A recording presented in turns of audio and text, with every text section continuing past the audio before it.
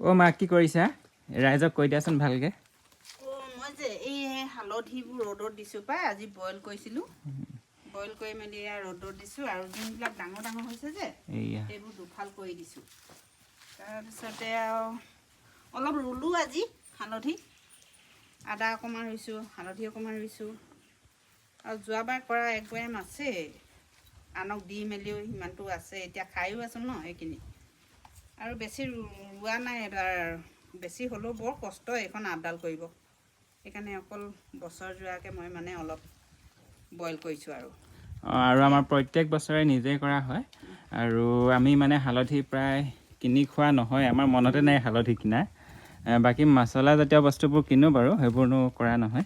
কিন্তু হালধি মানে আমি কিনি পোৱাই নাই, প্ৰত্যেক বছৰে নিজে কৰোঁ। আৰু এই হালধিখিনি বইল কৰি মেলি এতিয়া ৰ'দত দিছোঁ, আজি দিছোঁ ৰ'দত। আৰু তাকে আৰু এই ৰ'দ আমাৰ টিউবৱেলখন যে দেখিছে বহুত ভাল। ধান হ'লে মানে এদিনতে শুকাই যায়, কিন্তু যিহেতু এইখিনি হালধি হয় লাগিব এসপ্তাহ নহ'লেও এসপ্তাহমান লাগিব নহয়। হালধি যে এসপ্তাহমান লাগি যাব। ধান হোৱা হ'লে সোনকালে আজিয়ে হৈ গ'ল হ'লে। খুব সোনকালে মানে গৰম হৈ যায় এইটো ত্ৰিপালটো। এতিয়া বেটাই আৰু সেয়াই আৰু মাটিখিনি খান্দি দিলে, হালধিখিনি মই ৰুই গ'লোঁ।